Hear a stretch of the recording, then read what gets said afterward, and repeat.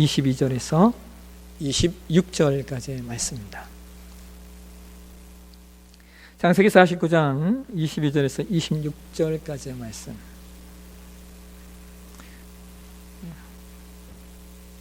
찾으셨습니까? 우리 같이 한 목소리로 같이 봉독하겠습니다.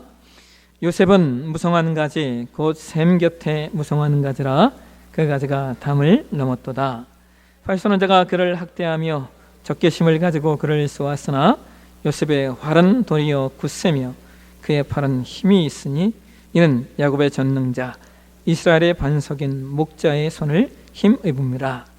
내 아버지 하나님께로 말미암나니 그가 너를 도우실 것이요 전능자로 말미암나니 그가 내게 복을 주실 것이라. 위로 하늘의 복과 아래로 깊은 샘의 복과 젖 먹이는 복과 티의 복이로다. 내 아버지의 축복이 내 선조의 축복보다 나아서 영원한 산이 한없음 같이 이 축복이 요셉의 머리로 돌아오며 그 형제 중 뛰어난 자의 정수리로 돌아오리로다. 아멘. 조명을 위한 기도를 드리겠습니다. 하나님, 오늘도 우리에게 말씀을 주시옵소서. 주의 말씀이 우리 가운데 증거되어질 때 오늘 이 말씀이 다른 누군가에게가 아니라 오늘 나에게 말씀하시는, 내 영혼 가운데 말씀하시는 주의 음성이 되게 하여 주옵소서. 또한 성령께서 이 말씀 잘 조명해 주셔서 잘 깨닫게 하시고 또 깨달은 것만큼 살아낼 수 있는 은혜 우리 모두에게 있게 하여 주옵소서. 이 시간 주실 말씀 위에 우리 모두 함께 전하는 자나 듣는 자나 어미하신 하나님의 말씀 앞에 세워지는 존귀한 시간 될 수 있도록 역사해 주실 것을 믿사옵고 이 모든 말씀을 걸어가신 예수님의 이름으로 기도하옵나이다. 아멘. 오늘 창세기의 180번째 시간입니다. 오늘 본문의 말씀을 가지고 요셉이 받고 살아난 복이라는 제목으로 오늘 말씀을 좀 나누도록 하겠습니다. 우리가 믿고 고백하는 기독교 신앙의 내용이 무엇인가 이렇게 설명할 때 아주 간단하게 표현할 수 있는 내용이 뭐냐면 성경신앙이라는 말입니다. 우리의 신앙을 성경신앙이라고 말할 수 있는 것은 하나님께서 인간에게 하나님 자신의 존재가 누구이신가를 알려주시고 또한 하나님의 사람들이 하나님을 어떻게 믿고 더불어 하나님의 사람들이 어떻게 살아야 하는가를 계시의 완성으로 허락하신 것이 성경이기 때문입니다. 그래서 우리는 성경대로 하나님을 믿고 성경대로 이 땅을 살아야 하는 성경신앙을 추구하는 자들입니다.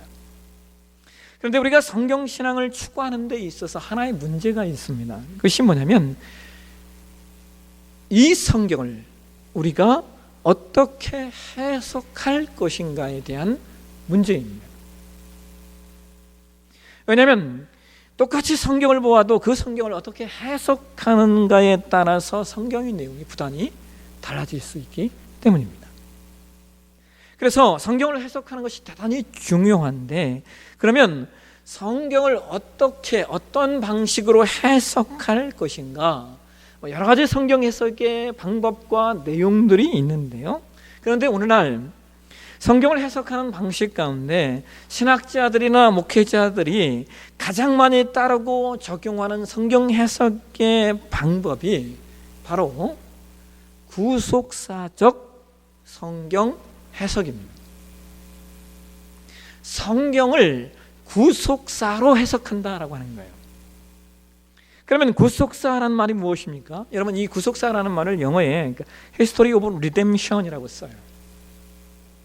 히스토리는 여러분 잘 아시듯이 역사라는 뜻이고요. Redemption이라고 하는 말은 구원 혹은 구속이라는 말입니다. 그러니까 구속사적 성경 해석은 하나님께서 인간을 구원하시기 위해서 하나님께서 인간을 구속하시기 위해서 역사 속에서 행하신 일들의 초점을 맞추어서 성경을 해석한다라고 하는 겁니다. 이것은 창세전부터 뜻하신 하나님의 작정에 따라서 예수 그리스도의 죽으심과 부활을 중심으로 해서 타락한 죄인들을 구원하는 전 역사를 가리키는 것입니다. 이것을 좀 더 폭넓게 이해하면 인류의 시조인 아담과 하와의 타락으로 말미암아 잃어버렸던 낙원의 회복을 위해서 인류와 만물을 새롭게 하시려는 하나님의 경륜이라고 말씀할 수 있습니다. 그래서 구속사의 가장 중요한 주제, 구속사의 가장 큰 주제는 창조, 타락, 그리고 구속입니다. 그래서 여러분, 성경 해석에 있어서 이 구속사가 얼마나 중요한지 모릅니다. 그런데 우리가 이 구속사적 성경 해석을 통하여 성경을 읽고 성경을 살펴보면 구약 성경 곳곳에서 신약에 오실 구원의 성취자이신 예수 그리스도의 모형들을 발견하게 됩니다. 이것을 타이폴로지라고 말하는데요. 예수 그리스도의 모형과 예수 그리스도의 이 모델들이 구약의 여러 사람을 통하여, 그 다음에 여러 사건들을 통하여 나타나고 있다는 거예요. 우리는 노아를 통하여, 아브라함을 통하여, 이삭을 통하여, 그리고 야곱을 통하여, 또 모세를 통하여, 그 다음에 광야 40년의 그 시간 속에서 나타난 여러 가지 사건들을 통하여 신약의 구원의 완성자로 오신 예수 그리스도를 발견하게 됩니다. 그런데 여러분, 이런 인물들과 사건들 중에 성경이 가장 극적으로 신약에 오실 예수 그리스도를 예표하고 있는 인물이 있다면 저는 그것이 당연히 요셉이라고 생각을 합니다. 왜냐하면 구약의 많은 인물들이 하나님의 큰 은혜를 받았지만 동시에 실패를 했던 인물들이 많이 있습니다.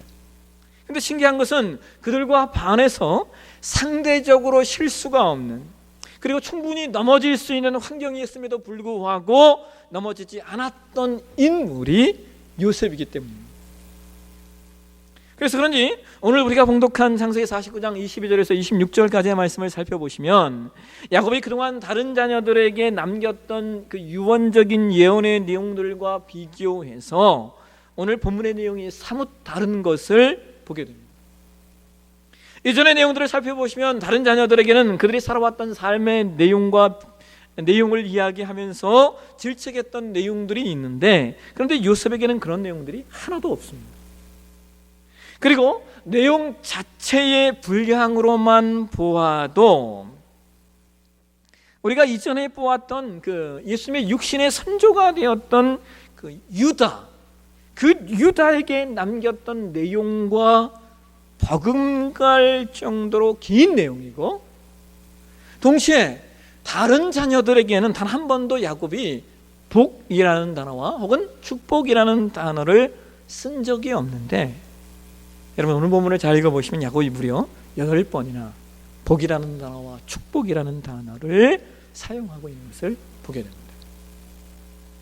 그래서 학자들이 이 창세기 49장을 뭐라고 제목을 붙이자면 야곱의 축복이라고 제목을 붙여요. 그런데 사실은 이 제목, 이렇게 학자들이 제목을 붙이는 이유가 사실상 요셉 때문에 그러하다라고 합니다. 오늘 저는 이 야곱이 요셉에게 어떤 유언적인 예언의 축복의 말씀을 남기고 있는지 살펴보려고 하는데요. 근데 제가 오늘 사실 22절에서 26절 말까지의 말씀을 강의하려고 했는데 그 22절 한 절을 이렇게 강의하다 보니까 설교 원고 분량이 그냥 딱 차버렸어요. 그래서 오늘은 제가 22절 한 절만 가지고 요셉이 바꿔 살아낸 축복에 대해서 두 가지로 말씀을 나누려고 합니다.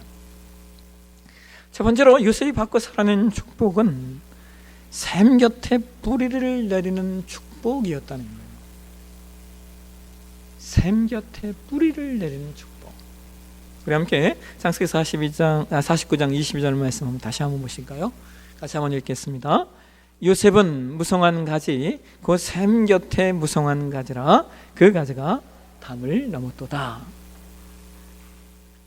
여러분, 여기 22절에 무성한이라고 하는 단어는 원어에 보면 이게 포라트라는 단어예요. 포라트. 근데 이 단어의 뜻은 번성하는 이라는 뜻이에요. 그래서 우리가 이 본문을, 그러니까 22절 본문을 우리가 어떻게 읽을 수 있냐면, 요셉은 번성하는 가지 곧 샘에 번성하는 가지라 라고 읽을 수 있습니다.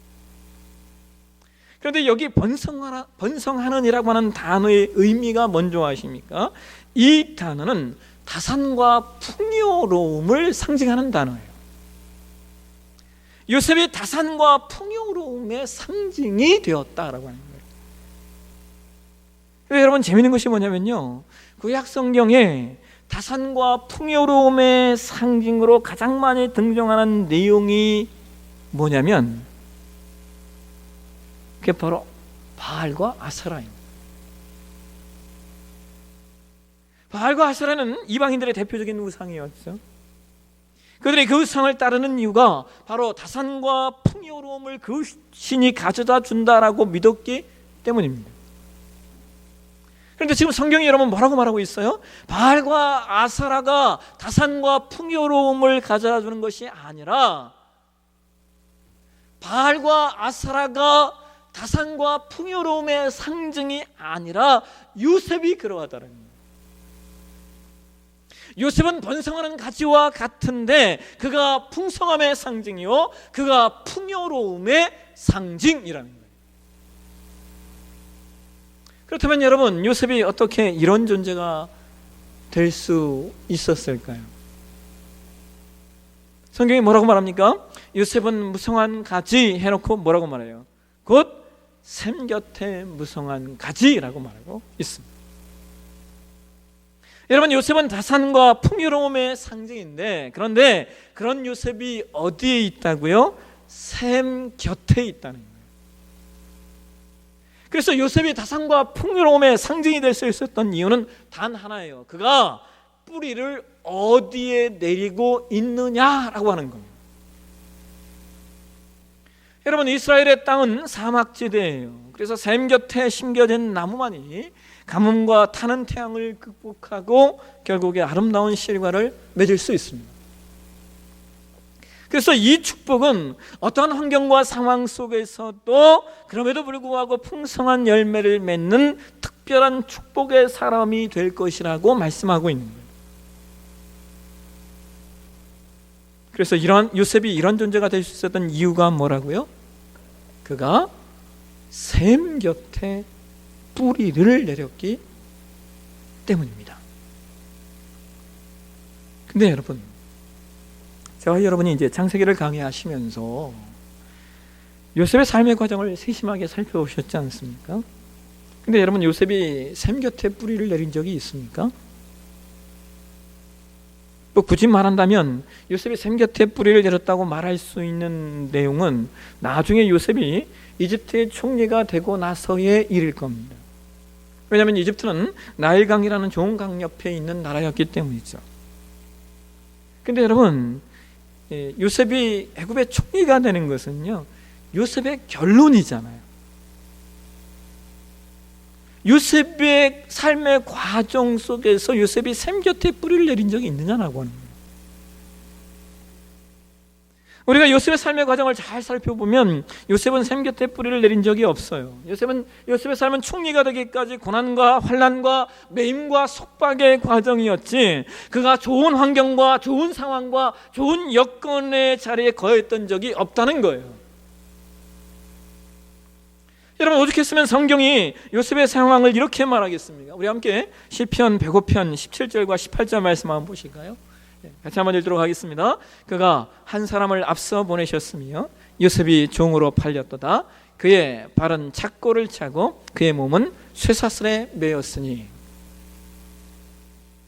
여러분, 이 말씀은 요셉이 보디발의 아내에게 모함을 받고 감옥에 갇혀 있을 때의 상황이에요. 근데 제가 예전에도 말씀드렸지만 여러분이 가지고 계신 성경을 보면은 18절에 그의 몸은이라고 할 때 이 몸이라는 단어에 그 일이라고 하는 각주가 붙어 있을 거예요. 모든 성경이 다 이 각주를 거의 표기하고 있어요. 그런데 이 몸이라는 단어가 어떤 내용이냐? 히브리어로 혼이라는 뜻입니다. 혼. 요셉의 환경이 샘 곁은커녕 몸과 영혼이 착고에 매이고 쇠사슬에 매인 것과 같은 상태였다는 거예요. 이것이 요셉의 환경이고 상태였습니다. 그렇다면 여러분, 여기서 요셉이 샘 곁에 있다라는 말이 어떤 의미일까요? 여러분, 오늘 본문에 요셉이 샘 곁에 심겨진 샘 곁에 뿌리 내리는 가지와 같다라고 하는 말은 그가 여호와 하나님께 뿌리 내리는 삶을 살았다는 거예요. 그가 환경과 상황과 조건에 매이지 않고 오직 살아계신 여호와 하나님이라는 그 샘에 그의 삶에 뿌리를 내리고 있었기 때문에 그가 그 어려운 상황과 시간을 감당하고 결국 승리할 수 있었다라는 겁니다. 여러분, 저는 오늘 이 말씀을 이렇게 묵상하면서요, 저 자신의 삶을 돌아봤어요. 과연 나의 삶이 어떤 샘 곁에 존재하고 있는가? 오늘 내가 뿌리 내린 샘은 어디인가? 여러분은 어떠신지요? 여러분이 뿌리 내린 삶이 여호와 하나님이십니까? 아니면 여러분이 뿌리 내린 샘이 눈에 보이는 세상이십니까? 여러분, 창세기 13장에 보면요, 아브라함과 그 조카 롯이 이제 서로 결별을 하는 말씀이 등장해요. 그들의 가축 치는 목자들이 가축의 꼴을 먹이는 문제 때문에 서로 다툼이 일어납니다. 그래서 아브라함이 롯에게 말해요. 네가 좌하면 나는 우하고 네가 우하면 나는 좌할 테니까 네가 먼저 땅을 선택해라. 그래서 여러분, 롯이 땅을 선택하는데요, 성경이 이렇게 말합니다. 창세기 13장 10절을 한번 보실까요? 같이 한번 읽겠습니다. 이에 롯이 눈을 들어 요단 지역을 바라본즉 소알까지 온 땅에 물이 넉넉하니 여호와께서 소돔과 고모라를 멸하시기 전이었으므로 여호와의 동산 같고 애굽 땅과 같았더라. 여러분, 아무리 에덴 동산같이 좋은 땅이라고 해도, 또 아무리 나일강으로 말미암아 풍성했던 이집트의 땅과 같더라도 얼마 안 가서 무너져 내릴 땅이라면, 얼마 안 가서 벼락을 맞을 곳이라면 그것은 아무런 의미가 없습니다. 아무리 좋아도 곧 무너질 것을 안다면 그 땅을 선택하는 사람은 없습니다. 그래서 여러분, 오늘 저와 여러분이 뿌리 내린 샘, 오늘 저와 여러분이 뿌리 내려야 하는 그 샘은 역사를 주관하시고 우리를 구원하시며 우리의 삶을 가장 선한 것으로 이끄시는 그 전능하신 여호와 하나님께 뿌리 내리는 것임을 기억하는 저와 여러분의 신앙이 되셨으면 좋겠습니다. 두 번째, 요셉이 받고 살아낸 축복은 담을 넘는 가치의 복이었어요. 오늘 보면 창세기 49장 22절의 하반절에 성경이 뭐라고 말합니까? 그 가지가 담을 넘었도다. 여러분, 이스라엘 백성들의 그 율법적 사고, 이것은 이제 신학적으로는 신명기적 사고라고 이야기하는데요, 이스라엘 백성들의 율법적 사고, 즉 신명기적 사고에 의하면은 포도나무 주인은 단 밖으로 넘어간 가지를 절대로 자르지 않습니다. 또 단 밖으로 넘어간 포도송이를 담 안으로 절대로 거두어들이지 않습니다. 왜냐하면 그곳을 지나가는 나그네나 혹은 성경이 가장 약한 자로 말씀하고 있는 고아와 과부들이 그 단박을 넘은 포도송이를 따 먹을 수 있게 하기 위함.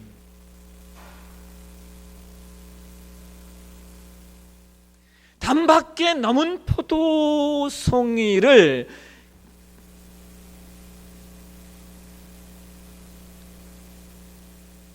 그들은 아무런 거리낌 없이 따 먹을 수 있었습니다. 왜냐하면 그 포도송이는 주인이 다른 사람들에게 주기 위해서 내놓은 포도송이이기 때문에.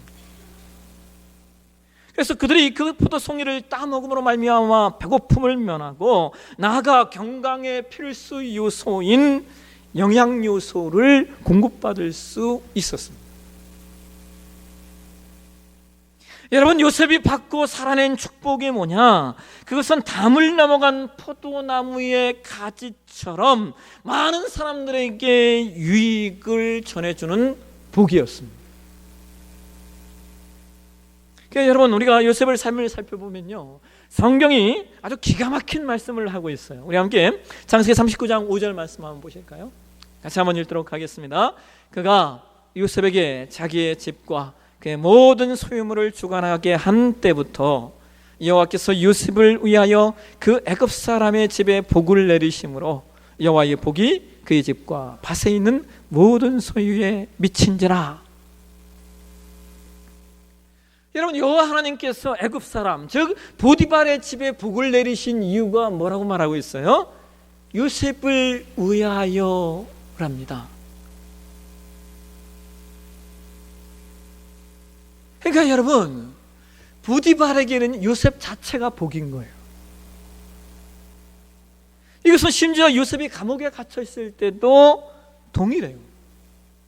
감옥의 간수장마저도 요셉이 어떤 존재인지를 인식하고 그에게 옥중 재반의 일을 다 맡겨요. 그리고 나서 그것의 결론을 창세기 39장 23절에 이렇게 말하고 있어요. 같이 한번 보실까요?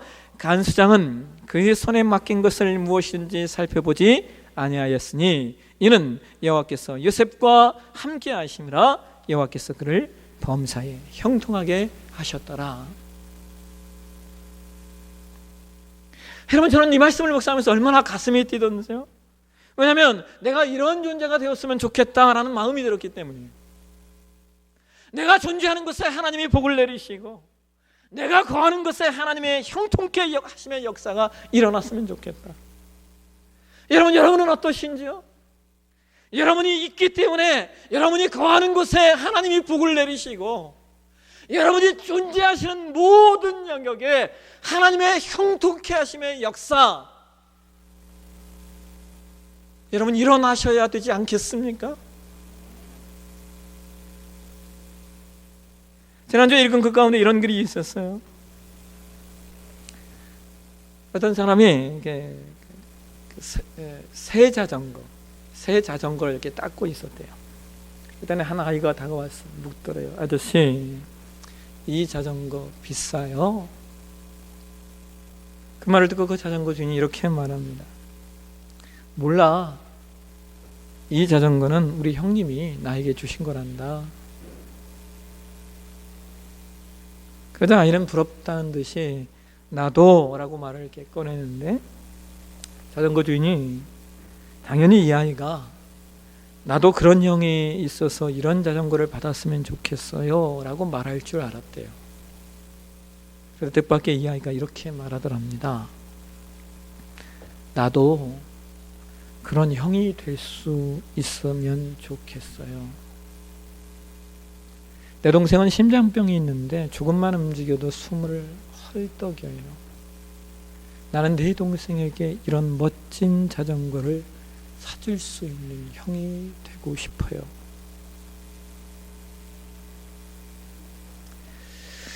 여러분, 세상에는 늘 도움을 받는 동생이 되고 싶어 하는 사람이 있고 반면에 도움을 주는 형님이 되고픈 사람이 있습니다. 여러분, 세상에는 더 많이 받지 못했다고 불평하는 사람이 있고 반면에 더 주지 못해서 미안하고 안타까워하는 사람이 있습니다.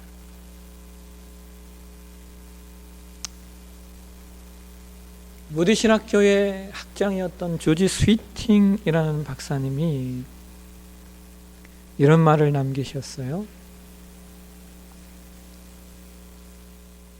우리 인생의 끝을 맞이하게 될 때에 우리에게 던져지는 질문은 살아생전에 얼마나 많이 벌었느냐가 아니라 평생에 얼마나 많은 것을 드렸느냐 하는 것이 될 것입니다. 또한 얼마나 많은 돈을 저축했느냐가 아니라 얼마나 많은 희생을 했느냐, 얼마나 많이 나누고 얼마나 많이 주고 얼마나 많이 헌신느냐 하는 것이 우리 모두에게 던져진 마지막 질문일 것입니다. 말씀을 맺겠습니다. 오늘 저와 여러분의 삶에도 이 요셉이 받은 축복이 있어지셨으면 좋겠습니다. 저와 여러분이 여호와 하나님이라는 샘 곁에 온전히 뿌리 내린 무성한 가지, 번성하는 가지가 되셨으면 좋겠습니다. 또한 저와 여러분의 존재가 포도나무 가지가 담을 넘어 누군가에게, 이웃에게, 그리고 공동체에게 선한 나눔이 되는 것처럼 저와 여러분이 기꺼이 줄 수 있는, 기꺼이 나눌 수 있는 풍성한 포도나무, 풍성한 포도나무 다 되어지시길 주의 이름으로 축원합니다. 기도하겠습니다. 하나님,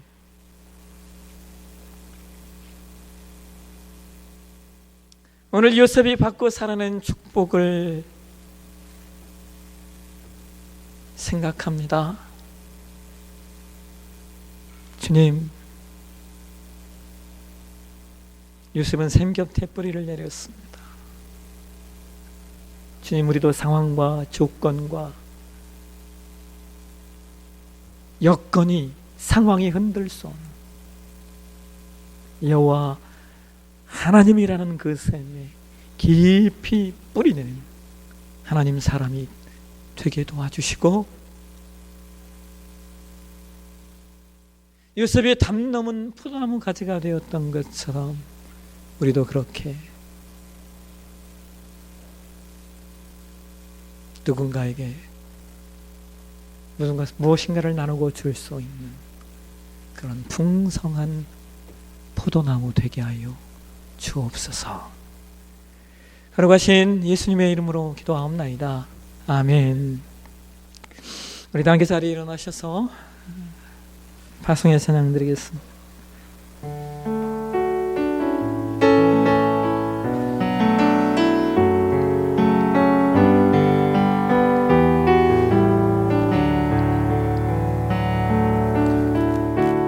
당신은 하나님의 축복의 통로, 당신을 통하여서 열방이 주께 나오게 되니, 당신은 하나님의 언약 안에 있는 축복의 통로,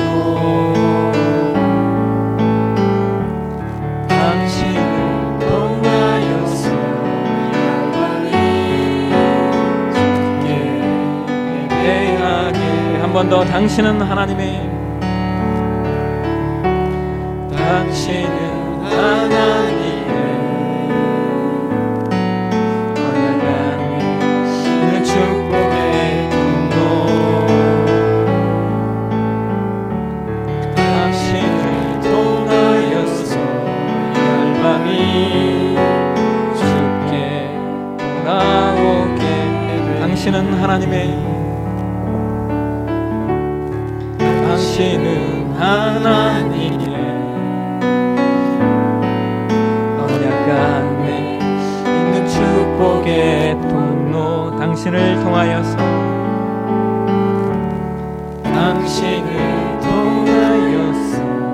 열방이 주께 예배하되 너는 그리스도의 향기라 그리스도의 향기라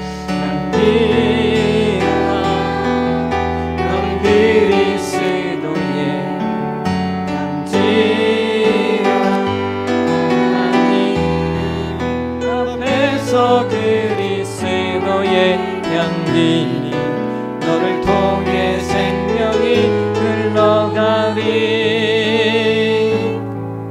너를 통해 생명이 흘러 너는 그리스도의 향기라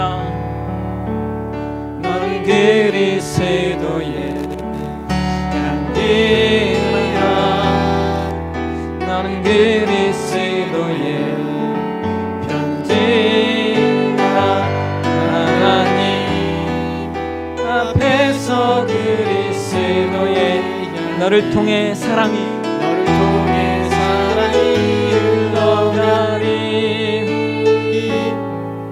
너를 통해 사랑이 흘러가리 너는 그리스도의 향기라 너는 그리스도의 향기라 너는 그리스도의 편지라 하나님 앞에서 그리스도의 너를 통해 기쁨이 흘러가리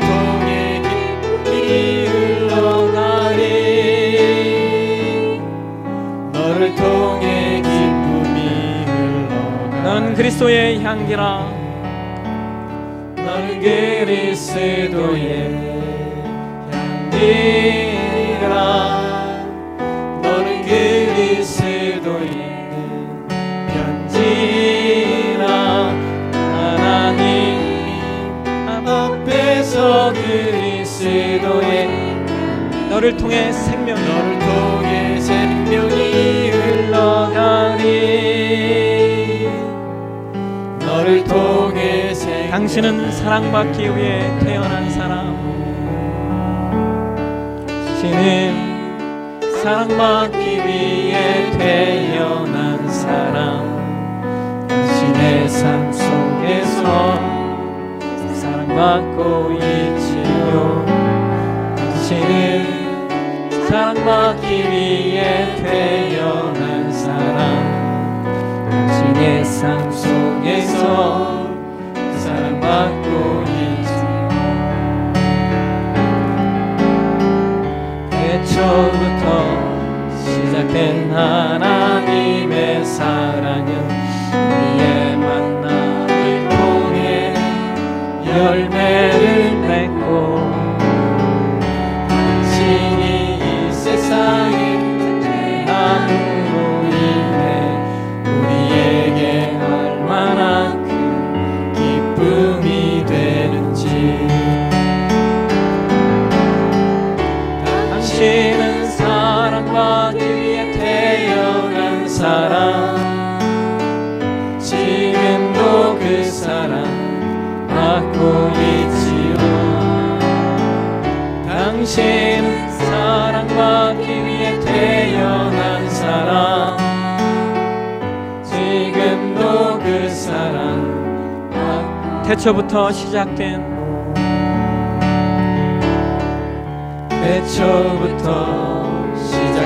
하나님 우리 시간 우리 같이 옆사람을 좀 축복하도록 하겠습니다. 손을 뻗어서 찬양을 부르시면서 같이 좀 축복하도록 하겠습니다. 당신이 세상에 죄함으로 인해 우리에게 옆에 계신 분에게 손을 뻗으시고 축복하겠습니다. 당신은 사랑받기 위해 태어난 사람 지금도 그 사랑 받고 있지요 당신은 사랑받기 위해 태어난 사람 지금도 그 사랑 받고 한번 우리 찾아다니시면서 이렇게 고백하겠습니다. 이렇게 고백했으면 좋겠어요. 우리 찾아다니실 거예요. 네, 찾아다니시면서 내가 당신의 포도나무가 되겠습니다. 당신은 하나님의 샘 곁에 머물러 주세요. 우리 따라해 보실까요? 내가 당신의, 따라합시다. 내가 당신의 포도나무가 되겠습니다. 당신은 하나님의 샘 곁에 머물러 주세요. 이 시간 찾아다니면서 우리 같이 고백하겠습니다. 내가 당신의 포도나무가 되겠습니다. 우리 같이 한번 안아주시고, 우리 성이 같으신 분들은 같이 안아주세요. 내가 당신의 포도나무가 되겠습니다. 당신은 하나님의 샘 곁에 머물러 주세요. 찾아다니십시오. 3분 이상 찾아다니시고 안아주시면서 내가 당신의 포도나무가 되겠습니다. 당신은 하나님의 샘 곁에 머물러 주세요. 내가 당신의 포도나무가 되겠습니다. 당신은 여호와 하나님의 샘 곁에 머물러 주십시오.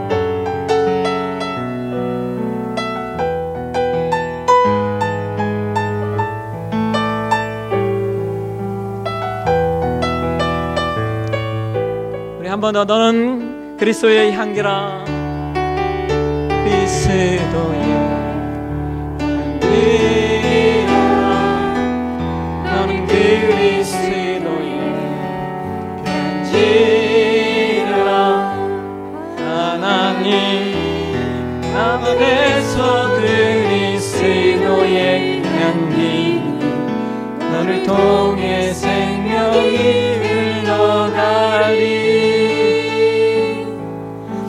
너를 통해 생명이 흘러가리. 자, 여러분들에게 말씀드릴게요. 제가 여러분의 포도나무가 되겠습니다. 여러분들 그 여호와 하나님의 샘 곁에 머물러 주십시오. 여러분들 저에게 한번 말씀해 주십시오.